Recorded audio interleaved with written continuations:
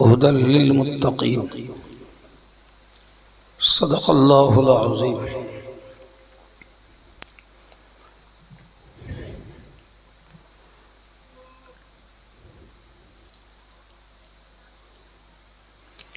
সম্মানিত উলামায়ে কেরাম, জ্ঞান পিপাসু দিনদার ইমানদার শ্রোতা মণ্ডলী, সমস্ত প্রশংসা আল্লাহর। সকলেই বলি আলহামদুলিল্লাহ। সকল দরুদ ও সালাম প্রিয় নবীর, সকলেই আরেকবার বলি সাল্লাল্লাহু আলাইহি ওয়াসাল্লাম। সম্মানিত ভাইরা, সন্ধ্যা থেকে এ পর্যন্ত একাধিক বক্তাদের আলোচনা আপনারা শুনছিলেন। বিশেষত ফুরফুরা শরীফের পীরজাদা ভাই আজকের মঞ্চে আলোচনা করে গেছেন। আমি আমার নির্দিষ্ট সময়ে আপনাদের খেদমতে উপস্থিত।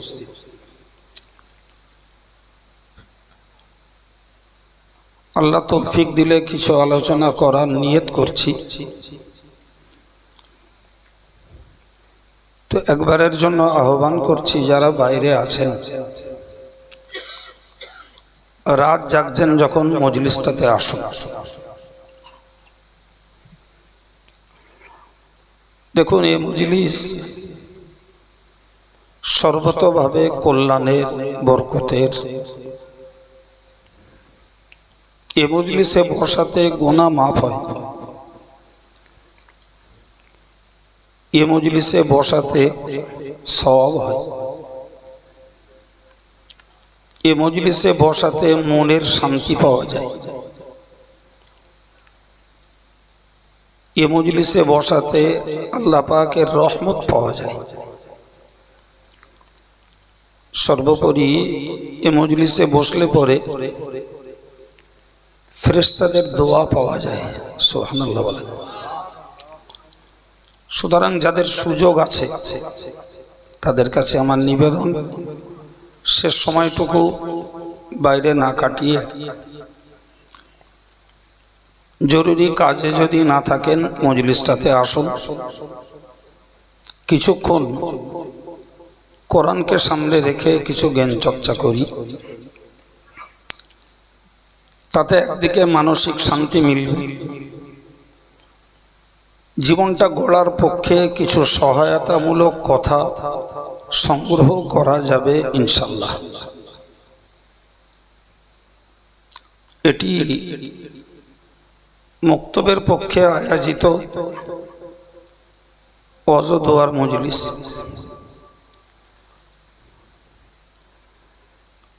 আমার স্নেহভাজন বিদায়ী বক্তা হযরত মাওলানা নুরউদ্দিন রহমানী সাহেব, তিনি তার আলোচনার শেষ অংশে বলছিলেন,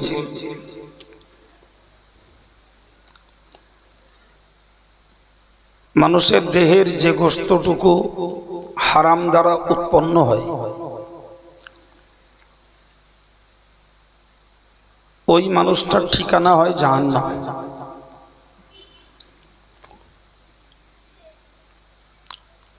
তো যদি দেহের গোশতটাকে হারাম দ্বারা উৎপন্ন করা থেকে বিরত থাকা হয়, কোরআনের পরিভাষায় ওইটাকে বলা হয় তাকওয়া। যারা এই তাকওয়া অবলম্বন করে তাদেরকে বলে মুত্তাকি। মহান আল্লাহ বলেছেন,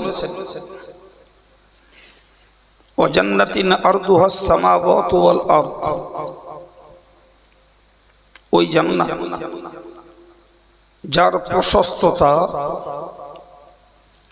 আসমান এবং জমিনের সমতুল্য। সুবহানাল্লাহ বলেন। আসমান এবং জমিনকে জোড়া দিলে যত প্রশস্ত হবে, যত চওড়া হবে, আল্লাহ পাকের জান্নাত অতটা চওড়া।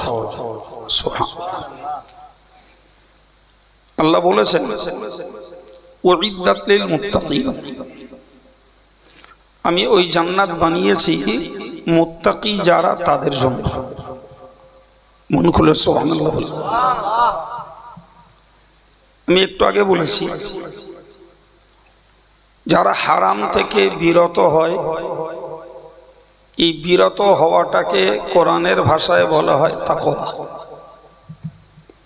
যারা হয় তাদেরকে বলে মুত্তাকি। আর মুত্তাকিদের পুরস্কার হলো জান্নাত। সুবহানাল্লাহ বলেন। আবার একবার বুঝুন, হারাম থেকে বিরত থাকার নাম হলো, বলেন কথা বলেন, তাকওয়া। আর যারা বিরত হয় তাদেরকে বলে মাশাআল্লাহ। আর জান্নাত কাদের জন্য? মুত্তাকিনদের জন্য। সুবহানাল্লাহ। তাহলে আমরা যারা জান্নাত অভিলাষী মানুষ, জান্নাতমুখী মানুষ, আমাদের সকলের একান্ত দায়িত্ব এবং কর্তব্য হলো মুত্তাকি হওয়া। ঠিক না ভুল? ঠিক। এবার একটু কোরআন থেকে খুঁজে দেখি মুত্তাকি কারা, আমরা সেই দলে আছে না নাই। যদি থাকতে পারি তাহলে সেটি আমাদের জন্য আত্মতৃপ্তি। যদি না থাকতে পারি, সেই দলভুক্ত না হতে পারি, তাহলে সেই দলে থাকার বা দলভুক্ত হওয়ার চেষ্টা করাই এই মজলিসের একটা উপকারিতা। ঠিক না? কারণ ওই জ্ঞানটা কোনো রাজনৈতিক মঞ্চে আলোচনা হয় না, ওই জ্ঞানটা কোনো বিচিত্রা অনুষ্ঠানে বর্ণনা হয় না, ওই জ্ঞানটা কোনো গল্পের আসরে বর্ণিত হয় না। হয় কি বাবু?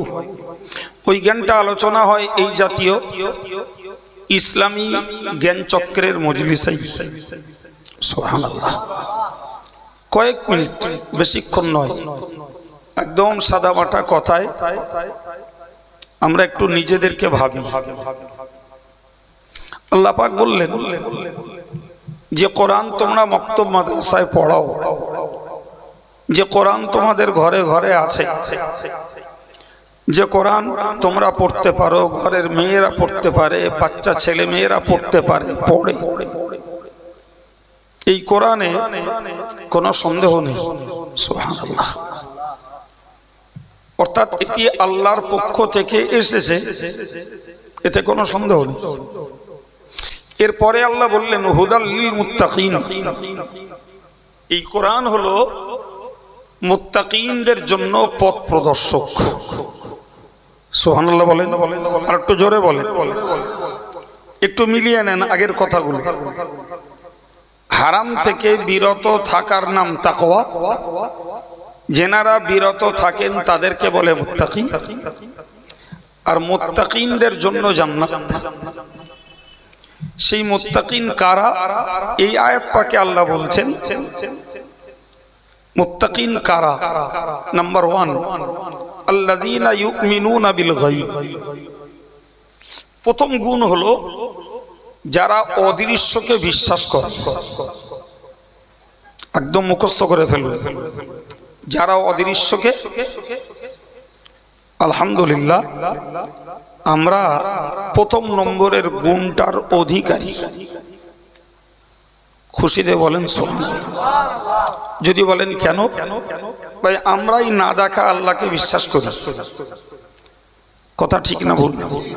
আমরা না দেখা ফেরেশতাকে বিশ্বাস করেছি, আমরা না দেখা রসুলকে বিশ্বাস করেছি, আমরা কিতাব নাজিল হতে দেখিনি, বিশ্বাস করেছি। আমরা বিশ্বাস করেছি ভাগ্যের ভালো এবং মন্দ যেটাই হোক আল্লাহর পক্ষ থেকেই হয়। আমরা বিশ্বাস করেছি মৃত্যুর পরে কবর থেকে আবার উঠতে হবে। আমরা বিশ্বাস করেছি হাসরের বিভীষিকাময় দিনটা তৈরি হবে, যেটাকে বলা হয় ইয়াউমুল আখিরাত, পরকালের দিন। আমরা বিশ্বাস করি আজও পর্যন্ত কবর থেকে উঠে এসে কেউ কবরের শাস্তি পাচ্ছে আমাদেরকে বলিনি। আমরা কোরআনের বয়ান শুনে বিশ্বাস করেছি অপরাধীর জন্য কবরের শাস্তি হতে পারে। আমরা বিশ্বাস করেছি আমলনামাটা বাম হাতে আসতে পারে। আমরা ভয় করি, বিশ্বাস করি পাপের পাল্লাটা ভারী হতে পারে। আমরা বিশ্বাস করি জাহান্নামের উপরের পোল রয়েছে, সেটাকে পার হতে হবে। আমরা বিশ্বাস করি পার না হতে পারলে জাহান্নামে পড়তে হবে। আমরা বিশ্বাস করি জান্নাতের মতো চির শান্তির জায়গা আল্লাহ বানিয়ে রেখেছেন। মন খুলে বলেন, আর একটু জোরে সরে বলেন। সম্মানিত ভাইরা, তাহলে মুত্তাকিনদের প্রথম নম্বর গুণ হলো অদৃশ্যকে বিশ্বাস করা। আচ্ছা বাবু, আমি একটা একটা করে পাটে পাটে মিলিয়ে আপনাদেরকে শোনালাম যে সেই অদৃশ্যের বিষয়গুলিকে শুকরিয়া আল্লাহর আমরাই বিশ্বাস করি, ঠিক না বউ? নাকি আমি আপনাদেরকে দাওয়াত দিয়েছেন বলে আপনাদের পক্ষে কথা বলে চলে যাচ্ছি নাকি? জি না, একদম না। যেটা কোরআনের মূল থিওরি সেটাই আলোচনা করছি। শুকরিয়া আল্লাহর, আমরা সেই অন্তর্ভুক্ত হয়ে গেছি। তাহলে আমরা মুত্তাকি হওয়ার প্রথম নম্বরের গুণটা অর্জন করেছি। এরপরে আমাদের ডিউটি হলো মৃত্যু পর্যন্ত এই বিশ্বাসটাকে ধরে রাখতে হবে। এর একটাকেও বাদ দেওয়া যাবে না, মনে থাকবে, একটাকেও বাদ দেওয়া যাবে না কোনো অবস্থায়। এর একটাকে যদি আমরা অবিশ্বাস করি, একটির প্রতিও বিশ্বাস আমরা হারিয়ে ফেলি, তাহলে মুত্তাকি হওয়ার গুণ থেকে বঞ্চিত হয়ে যাব। আল্লাহ আমাদেরকে এই অদৃশ্যের বিষয়গুলির উপরে মৃত্যু পর্যন্ত বিশ্বাসটাকে কায়েম রাখার তৌফিক দেন, বলুন আমিন।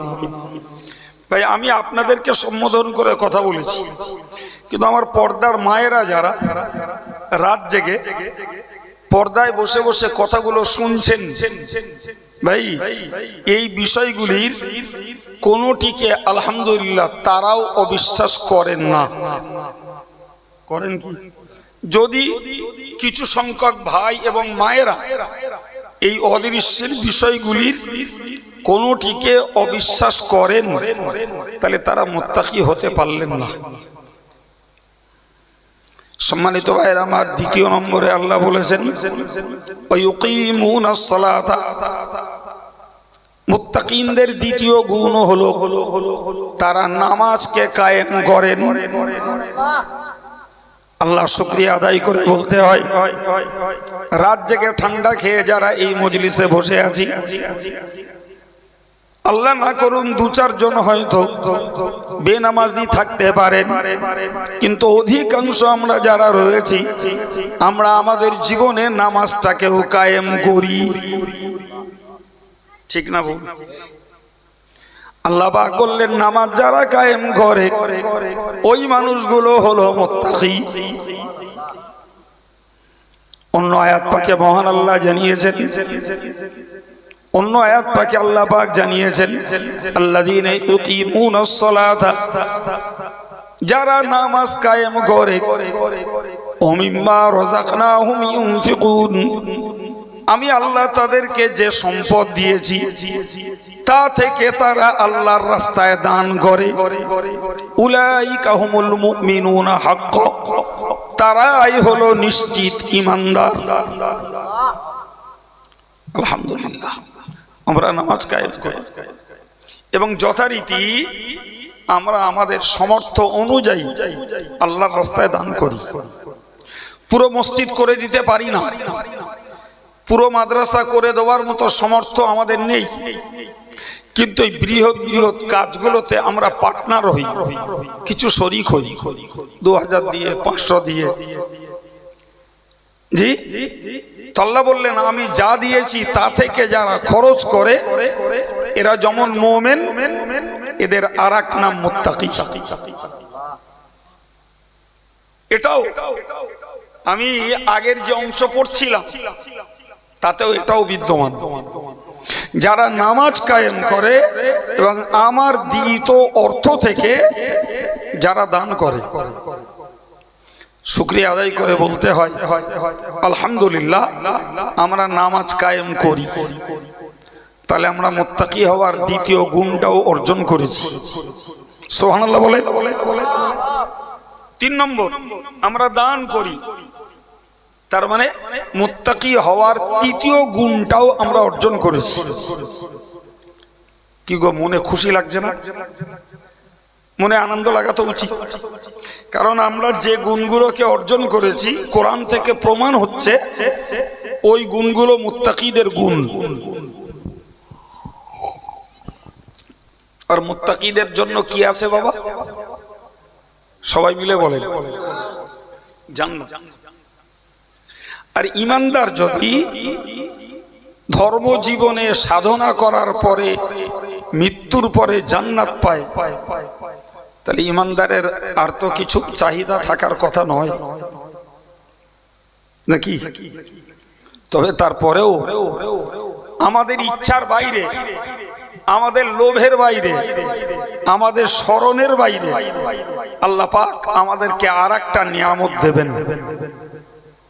কোরআন বলছে লিল্লাযীনা আহসানুল হুসনা ওয়া জিয়াদা, যারা ভালো ভালো কাজ করেছে এদের জন্য হুসনা রয়েছে। কি আছে? উচ্চারণটা বলেন, হুসনা। মুফাসসিররা বলেছেন এই হুসনা হলো জান্নাত। সুবহানাল্লাহ।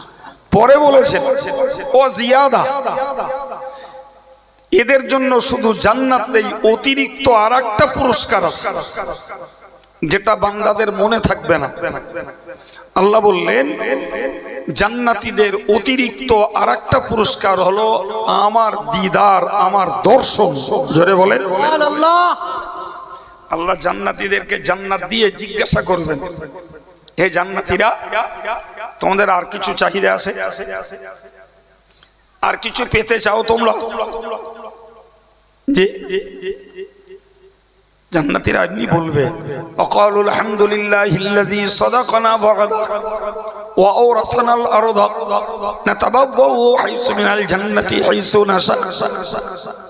জান্নাতের এমনি বলবে, আল্লাহর প্রশংসা যে আল্লাহ আমাদেরকে জান্নাত দেওয়ার ওয়াদা করেছিল, আলহামদুলিল্লাহ আল্লাহ পাক তার ওয়াদা পূরণ করে আমাদেরকে জান্নাত দিয়েই দিয়েছেন।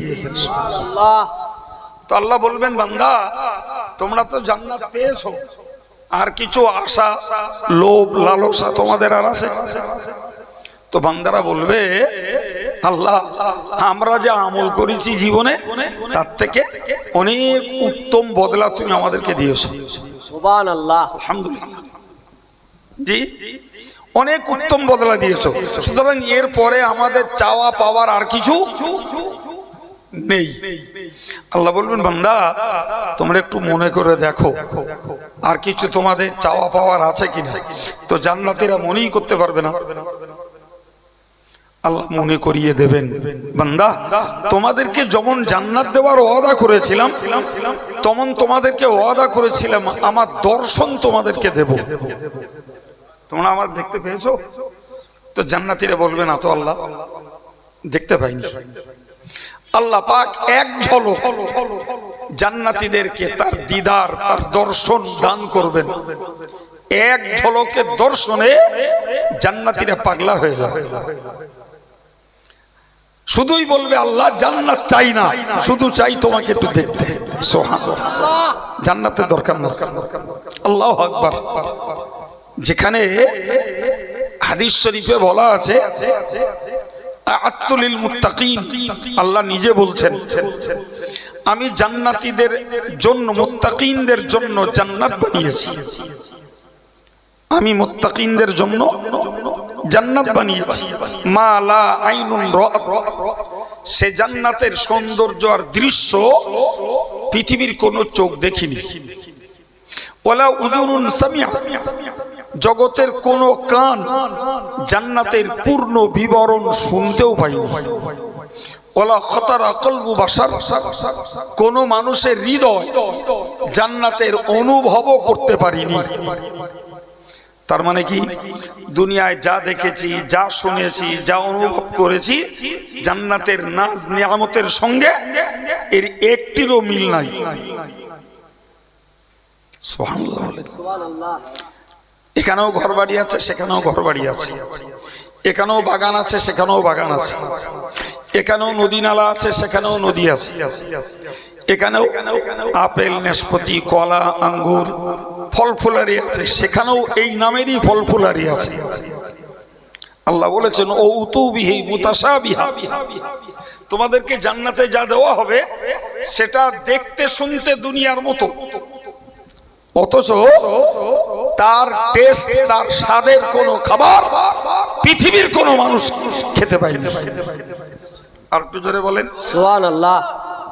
দেখতে একই রকম ঘরবাড়ি, দেখতে একই রকম বাগান, দেখতে একই রকম নদী নালা, দেখতে একই রকম ফল ফুলারি, তার টেস্ট, তার স্বাদ পৃথিবীর কোনো মানুষ ভোগ করেনি। বাবু এবার বলেন, তাহলে দুনিয়ার তুলনায় জান্নাতের নিয়ামত আমাদের কল্পনার বাইরে। এবার বলেন তো, আল্লাহর সৃষ্টিকে দেখে মানুষ পাগল পাগলি হয়? বলবো হ্যাঁ, একটা সুদর্শন ছেলে একটা সুদর্শন মেয়েকে দেখে পাগল হয়ে যায়। একটা মেয়ে আর একটা যুবককে দেখে পাগলি হয়ে যায়। ঠিক বলছি না ভুল বলছি? এমন পাগলা পাগলি হয়, নিজের বাপ মা, নিজের পরিবার পরিজন, নিজের হিতাকাঙ্ক্ষী দরদি কারুর কথা নেয় না। হ্যাঁ না বলেন? তাহলে এই সৌন্দর্য যে আল্লাহ সৃষ্টি করেছেন, ওই আল্লাহকে যখন জান্নাতীরা দেখবে, এরা পাগল হবে না? হবে না? মানুষের সৌন্দর্য কে দিয়েছেন? মেয়েদের সৌন্দর্য কে দিয়েছেন? তাহলে যে আল্লাহ মানুষকে সুন্দর আর সুন্দরী করে বানিয়েছেন, ওই মালিককে যখন জান্নাতীরা দেখতে পাবে, এরা পাগল পাগলি হবে না? হবে না? শুধু বলবে আল্লাহ জান্নাত চাই না, তোমায় দেখতে চাই। এই জন্য আল্লাহ বলেছেন যে মুত্তাকিনদের জন্য জান্নাত বানিয়েছি, এবং অতিরিক্ত যেটা তাদেরকে দেব সেটা হলো আমার দর্শন।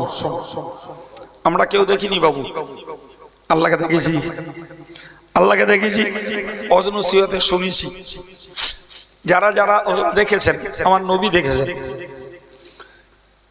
ইমাম আবু হানিফা দেখেছেন, ইমাম শাফি দেখেছেন, হযরত হাসান বাসারি দেখেছেন, সবগুলো স্বপ্ন। জোরে বলুন, কি বলেছি? সবগুলো স্বপ্ন। জাগ্রত অবস্থায় চাক্ষুষ হালাতে বেঁচে থেকে আল্লাহকে কেউ দেখিনি। আল্লাহকে কেউ, নবী মুসা দেখার আবদার করেছিল, রব্বি আরিনি আনজুর ইলাইক, আল্লাহ আমি আপনাকে দেখব, আমাকে একটু দেখা দেন। ক্বালা লান তারানি, আল্লাহ বললেন মুসা দেখতে পাবে না, আমাকে কখনো পাবে না। ফের মুসা আবদার করলেন, আল্লাহ দেখবে। দেখবে তাহলে এক কাজ কর, বলে কিনিন্দুর ইলাল জাবাল, তুমি ওই যে পাহাড়টায় দাঁড়িয়ে আছো, ওই পাহাড়টার দিকে দেখো। ফাইন ইস্তাকাররা মাকানা, পাহাড় যদি ঠিক থাকে, ফাসাউফা তারানি, খুব শিগগিরই আমাকে দেখতে পাবে। শর্ত, পাহাড় ঠিক থাকলে মুসা নবী আল্লাহকে দেখবে। ফালাম্মা তাজাল্লা রাব্বুহু লিল জাবাল, আমার আল্লাহ যখন তার নূরের তেজস্বী নূরের তাজাল্লি পাহাড়ে নিক্ষেপ করলেন, অখররা মুসা সাইকা, মুসা অজ্ঞান হয়ে পড়ে গেলেন। তো অজ্ঞান হলো, তার দেখা গেল? অজ্ঞান হলো মানে আর দেখা হলো? ফালাম্মা ফাকা ক্বাল, এরপরে যখন নবী মুসা ধাতস্থ হলেন, জ্ঞান ফিরে পেলেন, তিনি বললেন সুবহানাক, আল্লাহ আপনার জাত পবিত্র, ইন্নী তুবতু ইলাইকা, আল্লাহ আমি তোমার কথার দিকে ফিরে গেলাম, ওয়া আনা আউয়ালুল মুমিনিন, আমি প্রথম বিশ্বাসী যে জাগ্রত অবস্থায় দুনিয়ায় তোমায় দেখা যায় না। কথা ক্লিয়ার? আগে বিশ্বাস করিনি, আগে ভেবেছিলাম দাবি করলে, আবদার করলে আল্লাহ তুমি পূরণ করবে, কিন্তু দাবি করে দেখেছি পাহাড় যেখানে চূর্ণ বিচূর্ণ, সেখানে আমার দেখার যোগ্যতা কোথায়? তাহলে আমি বিশ্বাস করে নিলাম যে জাগ্রত অবস্থায় তোমাকে দেখা। আল্লাহু আকবার, সেই আল্লাহকে দেখা যাবে জান্নাতে।